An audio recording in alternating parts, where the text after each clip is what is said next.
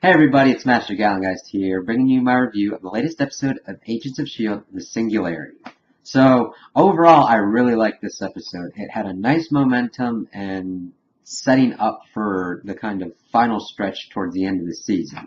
There really weren't many kind of odd or kind of filler places in here. It all kind of like built on either character moments or advancing the overarching plot. So, we're dealing with the fallout of what happened with Daisy kind of shaking the base under, and she didn't do as much damage as I thought she was.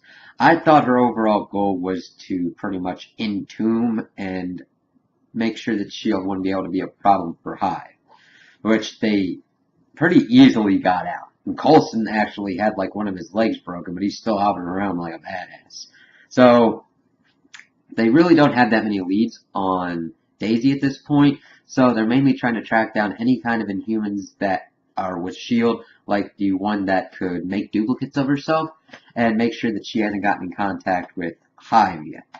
And while that's going on, Daisy is able to take the Terrigen crystals that she's got and the Kree device to Hive. And I really like what they're doing with Hive. At first I thought it was going to be kind of stupid, but the way he interacts with Inhumans is really interesting because he makes them feel happy and belonging, and it's kind of like addiction, drug kind of thing, kind of a cult mentality that they still retain their personality, they're just amped up and will do pretty much whatever Hive tells them. It's a really kind of interesting dynamic that I didn't think the show was going to go for, but it was interesting how they did it.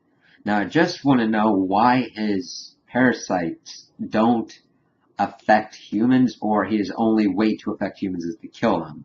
I just need some kind of explanation for that. Other than that, it's really been interesting how he can pull on like the memories of the people that he has hosted and like what they've done with people, their interactions, their feelings. It's all kind of an interesting, very powerful inhuman power. So while they're doing that and trying to deepen Hive's plans and make sure that they're going to go through all right, which we still don't have a solid understanding. Though by the end of the episode, we kind of get a clear picture. So they get to the Inhuman that can be the doppelganger, and we found out that Hive got to her as well, and they took out 2 of her copies. So I don't know how that affects her powers. I mean, since she's under the control of Hive, she didn't feel as bad as when Lash killed one of her doubles. I don't know if she can still duplicate, how that works, but that's pretty much 3 of the possible duplicates that she could have made down, and that'll be kind of interesting to see how she can go from there.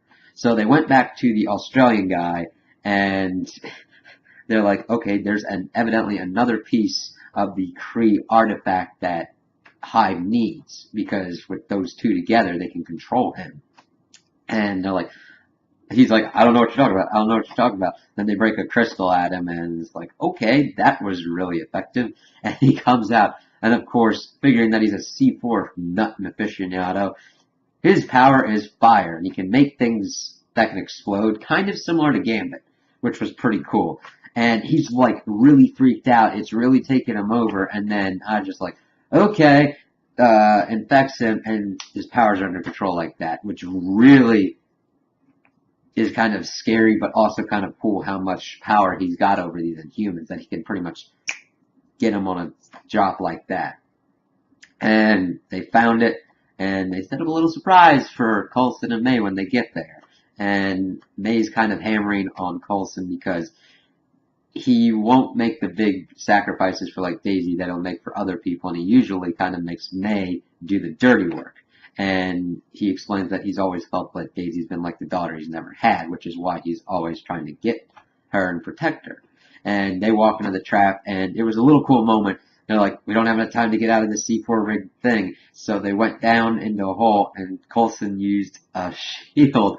He has like a kind of energy-based shield that comes out of his arm, and he's like, well, I think the director of S.H.I.E.L.D. should have a shield. And I was like, that's pretty cool. I mean, it's a little hokey, but it's pretty cool. And then he had sent Mac, Fitz, and Simmons to find this Dr. Ratcliffe, who was part of the doctor research that was being done on like antiviral stuff at that one chemical plant that Hive took out. So he's into like transmogrification of like the body and like transcendence. And so they took like Deathlock eyeballs there and were like, all right, we got like stuff, we want to talk to you. And he was pretty interesting. He's more than your eccentric kind of bad guy. He's not in it for making superpowered baddies. He's in it to kind of push the boundaries. He either wants it to be disgusting or art. And it was really kind of a cool character thing. And they're looking for him because he's like the only one that they could probably get to cure Daisy. Where right as they got there, Hive and his little band came and pretty much put a kibosh on that and kidnapped Dr. Radcliffe. So Daisy's got bits and pretty much was like Darth Vader and going, listen, I can snap your neck right now, but next time we meet, I'm gonna kill you. And books. And Hive's doing his like creepy stuff with the will memories on Simmons, and she wasn't having any of that. She was freaked out and she shot him in the gut, which I'm like, yes! Big character moment for Simmons, actually using the gun and training that she had, and actually shooting Ward because of all the stuff that they've done to him. And then her and Fitz get back to the apartment and they finally do it. And it's like, finally, they've got their relationship kind of figured out and they're just like, you know what, screw it, and do it. And I thought it was a really good character moment, a really good way that they did it. So I'm interested to see how that's going to be going because they've done better character development with these two characters. And it ended the episode with Hive having bought a town and kind of wanting the Doctor to help him, I think, expand the population of Inhumans. Because he's talking about how humans have gotten to a point that's kind of almost close to Kree with changing genomes and DNA and all that stuff. And he's bought this town to like do all these experiments and everything. But if we're getting to the point where the Kree were at when they made the Humans, what point are the Kree are at? And they probably already figured out that shit's going downhill with this, and they might be sending people in, which we kind of got a taste of in the promo for next week's episode, that two Kree are going to be involved at some point, and it's going to go down. So those are my opinions on the episode. Tell me what you guys think in the comments below. If you liked it, if you didn't like it, if you agree with me, if you disagree with me. Also, like and subscribe, and I hope you have a good day.